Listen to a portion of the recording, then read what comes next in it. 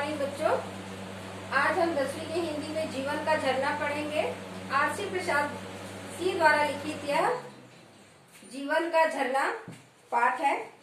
इसमें हम पहले देखे हैं कि जैसे झरने का झरना होता है, झरना जो है कैसे पर्वत से फूट कर निकलती है, कैसे अपने मदमस्त होकर बहते हुए आगे बढ़ती है। बिल्कुल जितने भी परेशानी है उसको दूर करते हुए पर्वत, पेड़ पौधे सबको काटते हुए आगे बढ़ते जाता है। वो सिर्फ रवानी ही रवानी रहती है।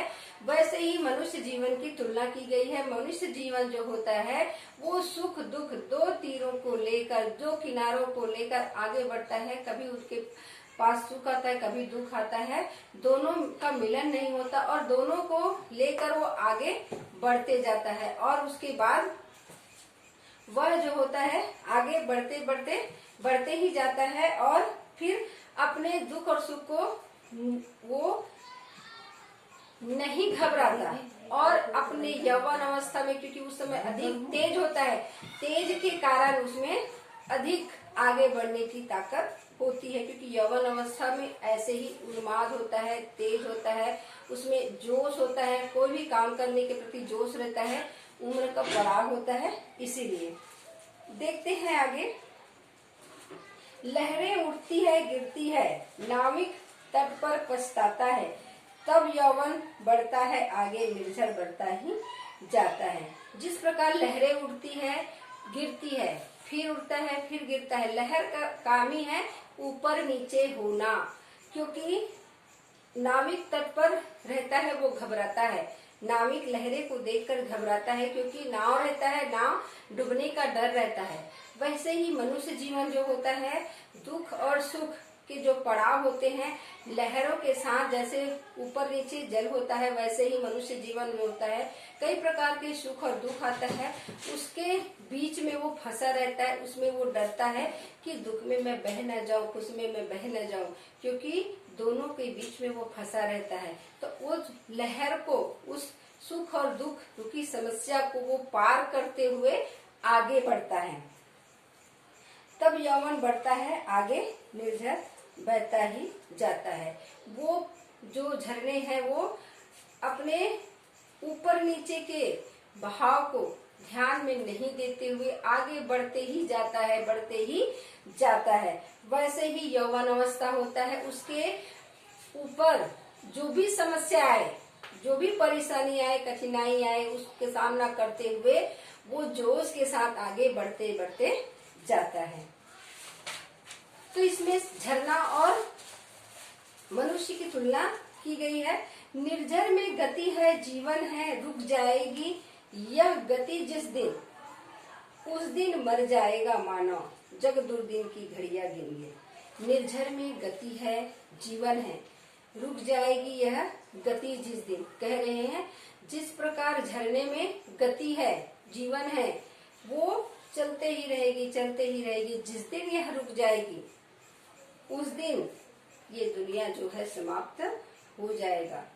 कह रहे हैं कि मनुष्य भी जब तक उसमें जीवन है वो चलता ही रहेगा, बिना थके चलता ही रहेगा, चलता ही रहेगा, आगे बढ़ता ही रहेगा। अपने प्रगति के मार्ग पे बहुत सारे सोपान को पूरा करते हुए, अपने कर्तव्य को निभाते हुए आगे वो बढ़ते ही जाएगा, क्योंकि उसमें तेज है, जीवन के प्रति रवानगी है, तो वो आगे बढ़ते ही जाएगा।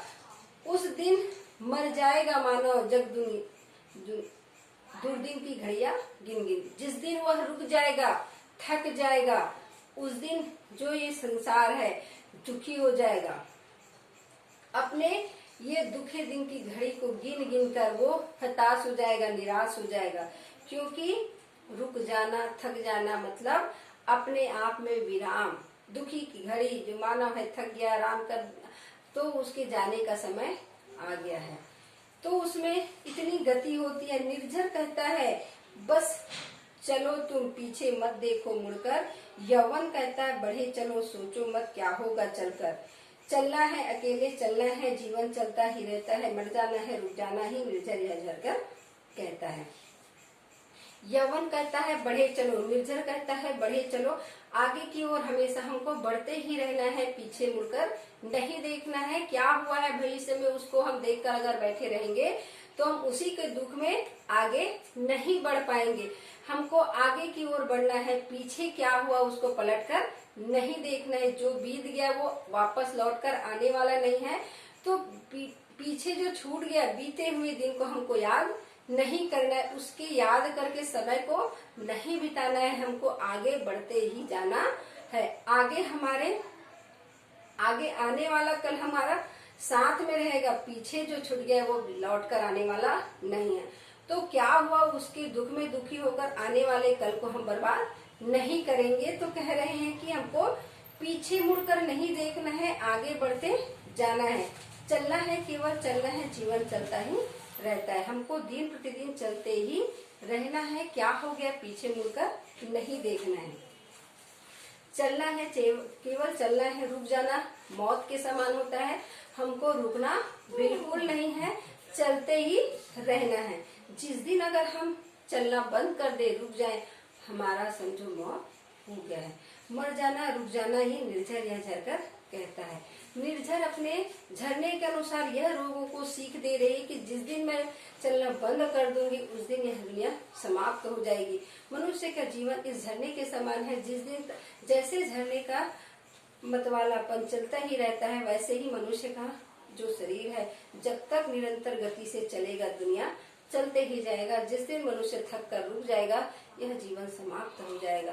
तो चलते ही रहना, कैसे चलना है, कैसे जीवन में आगे बढ़ना है, वो हमको झरने से सीख लेनी चाहिए। झरना जो है हमको हर प्रकार के सीख देते ही रहती है। तो इस पाठ का मैं प्रश्न उत्तर साथ में भेज दूंगी।